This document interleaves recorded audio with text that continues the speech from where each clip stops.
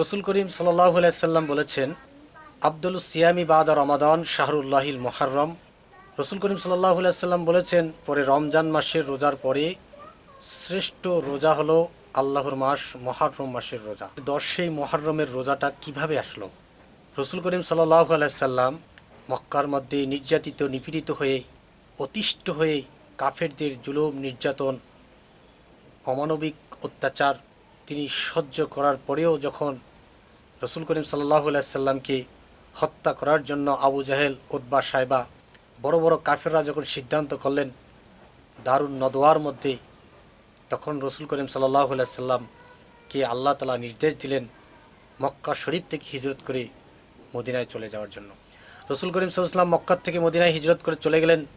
যাওয়ার পর মদিনায় দেখলেন যে সেখানে ইহুদিরা তারা 10ই মুহররমের মধ্যে তারা এরকমভাবে উৎসব করতেছে।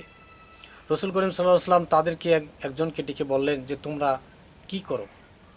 তো তারা বলে যে আমরা 10ই মুহররমের মধ্যে আমরা রোজা রাখি, যে হজরতে মুসা আলাইহিস সালাম মুহররম মাসের 10 তারিখে তিনি ফিরআউনের কবল থেকে নিষ্কৃতি পেয়েছেন, আর ফিরআউনকে আল্লাহ তাআলা সেই নীল নদের মধ্যে তাকে ডুবিয়ে তার সৈন্য সমান্তর সবগুলোকে ডুবিয়ে নিমজ্জিত করে দিয়েছেন। সেই শুকরিয়াতান স্বরূপ আমরা 10ই মুহররমে অর্থাৎ মুহররম মাসের 10 তারিখে আমরা একটি রোজা রাখি। রসুল করিম সাল্লাল্লাহু আলাইহি ওয়াসাল্লাম শোনার পর বললেন, নাহনু আহাক্কু বিমূসা মিনকুম ফাসামাহু ওয়া আমারা বিসিয়ামি।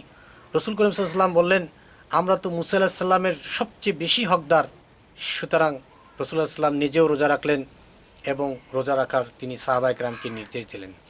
এখন এই রোজাটা আমরা কিভাবে রাখব? এই রোজা রাখার জন্য 9 মুহররম, 10 মুহররম এবং 11 মুহররম রোজা রাখা, এটা হচ্ছে সবচাইতে উত্তম। সর্বপ্রথম যে নিয়মটা রয়েছে সেই নিয়মটা হচ্ছে সবচাইতে উত্তম। যেমন দ্বিতীয় প্রকার হচ্ছে 9 তারিখে রোজা রাখা এবং 10 তারিখে রোজা রাখা, অথবা 10 তারিখে রোজা রাখা, 11 তারিখে রোজা রাখা। আর তৃতীয় নিয়মটা হচ্ছে শুধু 10 তারিখে রোজা রাখা, এটা হচ্ছে কম মর্যাদার, এটার সওয়াব একটু কম। দুরুল মুখতারে আল্লামা ইবনে হুমাম রহিমাহুল্লাহ তাআলা বলেছেন যে একটা রোজা রাখা এটা হচ্ছে মাকরুহে তানজিহি। শাহ ওলিউল্লাহ মুহাদ্দিসে দেহলভী রহিমাহুল্লাহ তাআলা বলেছেন যে হাদিসের দ্বারা তাই বোঝা যায় যে একটি রোজা রাখা মাকরু, কিন্তু 10 তারিখে রোজা রাখা। এখন কথা হচ্ছে রসুল করিম সাল্লাল্লাহু আলাইহি সাল্লাম বলেছেন, হাদিসের মধ্যে আছে, সুমু আশুরা ওয়া খালিফু ফিহিল ইয়াহুদ সুমু ক্বাবলাহু ইয়াওমান ওয়া বাদাহু ইয়াওম। রসুল করিম সাল্লাল্লাহু আলাইহি সাল্লাম বলেছেন, তোমরা আশুরার রোজা রাখো এবং ইহুদিদের মুখালিফত করো। তোমরা 10 তারিখের আগে একদিন রোজা রাখো এবং 10 তারিখের পরে একদিন, অর্থাৎ 9 এবং 10 মিলে রোজা রাখো, অথবা 10 এবং 11 মিলে রোজা রাখো। সেই সাথে রসুল করিম সাল্লাল্লাহু আলাইহি ওয়াসাল্লামের হাদিস আছে, ওয়ান ইবনে আব্বাস রাদিয়াল্লাহু তাআলা আনহু কল হিনা সামা রাসূলুল্লাহ সাল্লাল্লাহু আলাইহি ওয়াসাল্লাম ইয়াউমা আশুরা ওয়া আমারা সিয়ামিহি ক্বালু ইয়া রাসূলুল্লাহ ইয়াউমুন ইউআযজিমুহুল ইয়াহুদা ওয়ান নাসারা ইন্নাহু ফাকালা রাসূলুল্লাহ সাল্লাল্লাহু আলাইহি ওয়াসাল্লাম লা ইন বাকিতু ইলা কাবিলিন লা আসুমান্নাত তাসিয়া। ইবনে আব্বাস রাদিয়াল্লাহু তাআলা আনহু তিনি বলেছেন, যখন রসুল করিম সাল্লাল্লাহু আলাইহি ওয়াসাল্লাম আশুরার রোজা রাখলেন এবং সাহাবায়ে কেরামকে আশুরার রোজা রাখতে আদেশ করলেন, সাহাবায়ে কেরাম আরজ করলেন, ইয়া রাসূলুল্লাহ, নিশ্চয়ই এই দিনটা ইহুদি এবং নাসারা তারা সম্মান করে। তখন রসুল করিম সাল্লাল্লাহু আলাইহি ওয়াসাল্লাম বলেন, যদি আমি আগামী বৎসর জীবিত থাকি তাহলে অবশ্যই আমি 9 তারিখের রোজা রাখব। এই দুটি হাদিসের দ্বারাই বোঝা যায় যে রসুল করিম সাল্লাল্লাহু আলাইহি ওয়াসাল্লাম ইহুদিদের মুখালেফত করতে বলেছেন।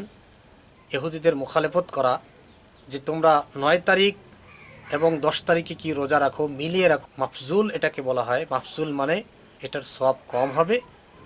শুধু 10 তারিখে রোজা রাখা, 10ই মুহররমে রোজা রাখা, এটা হচ্ছে কি মাকরুহ। রসুল করিম সাল্লাল্লাহু আলাইহি ওয়াসাল্লাম বলেছেন, 10ই মুহররমের দ্বিতীয় নাম্বার আমল হচ্ছে পরিবার পরিজনের জন্য বেশি বেশি করে অর্থ ব্যয় করা, তাদের ভরণ পোষণের জন্য একটু আসাত করা, ভালো ভালো খাবারের ব্যবস্থা করা।